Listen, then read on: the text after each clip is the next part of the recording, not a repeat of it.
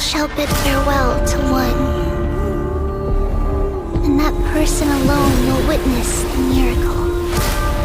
Such is destiny. Become the dawn. Deliver.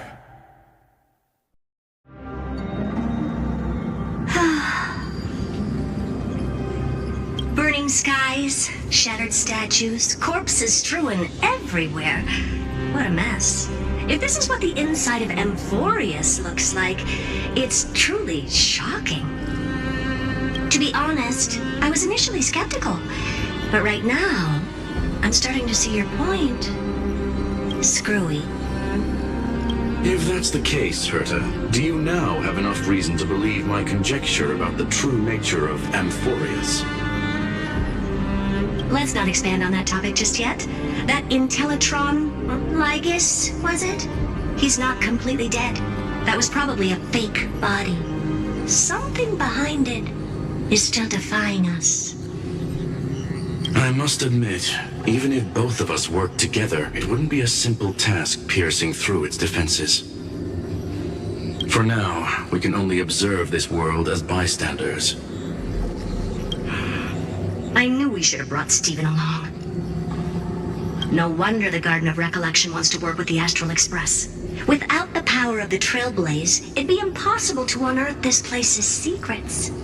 But in the end, the garden emerged unscathed, and it was the Nameless who got burnt. Curiosity definitely killed Aki. That big guy over there, the black ball spewing meteors, you think it's got anything to do with the Lord Ravager?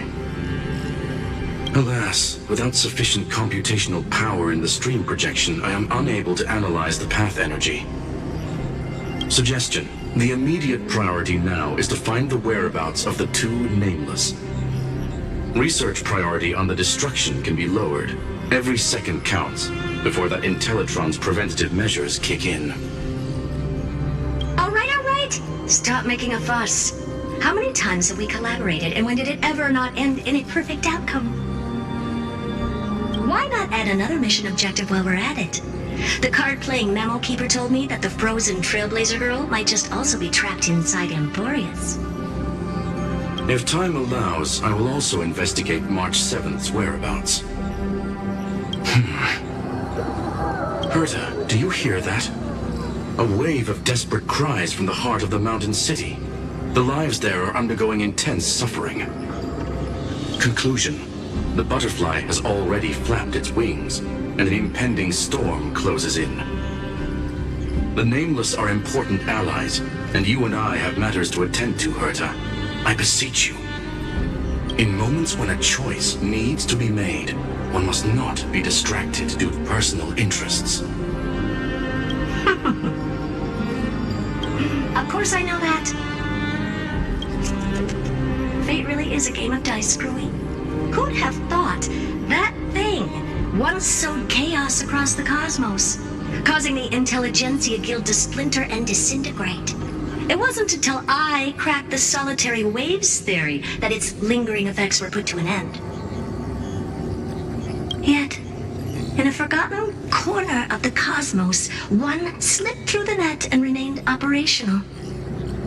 And it was this machine that eventually became the cradle for the birth of a certain Lord Ravager. The source of Amphorius' tragedy is an Emperor's scepter that survived to this day.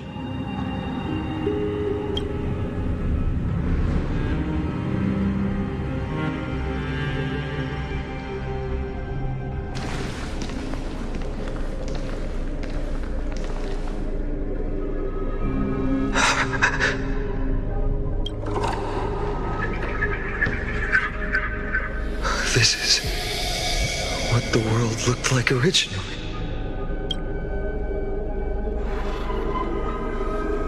And what are you doing here? Answer my question, Lygus. Ah, another hero has arrived at the vortex. I can no longer remember how many times this has happened. The author of each epic, as the prophecy has foretold, stays their pen at this point. Just like each cycle of the extrapolation, in accordance to their primordial design, ends here.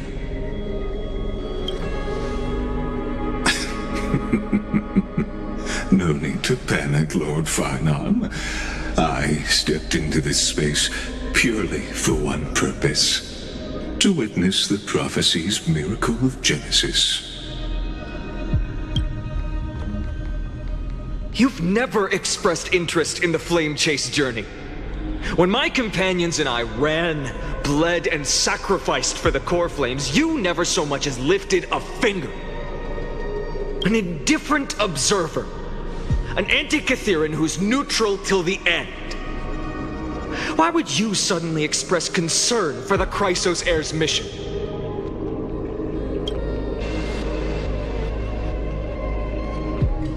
When that lone swordmaster left everything behind, plunging into a sea of madness, I was on the shore, listening. When that mighty lord shed his armor, filling the crevices of the earth with his iron bones, I was on the mountaintop, gazing down. Across 1,000 years of the flame chase journey, I have witnessed the ardor, resolve, division, and unity of the Chrysos heirs with mine own eyes. Just as you were all born to shoulder the guidance of the prophecy, I too have bathed in the gaze of distant stars, have seen the deepest, darkest of destinies. I will become the most loyal reader of the epics, a spectator voraciously consuming the valorous deeds of you heroes.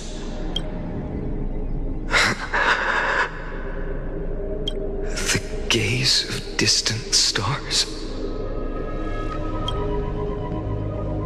One day you will understand, but not now. At this moment, please disregard this observer and finish what you must, Lord Farnon.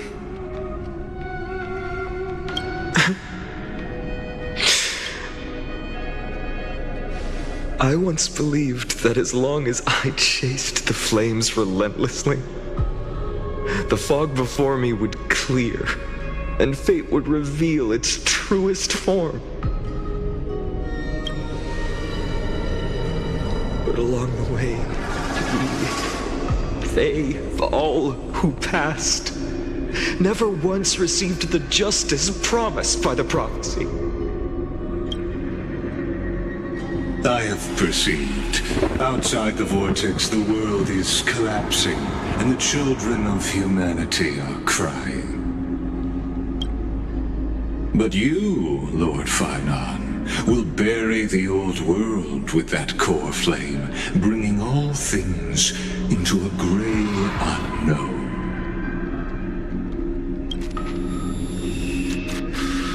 It doesn't matter.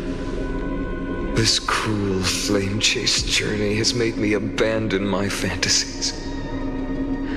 The future is not a paradise with a gentle west wind, waiting for us to step in. If what lies ahead is a mass of chaos, I will tear it apart. Then usher in the first ray of blazing sunlight. All shall bid farewell to one, and that person alone will witness the miracle. Such is the will of fate.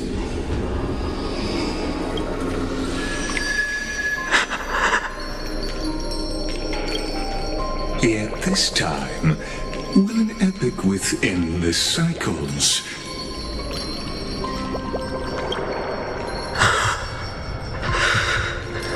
Is it you?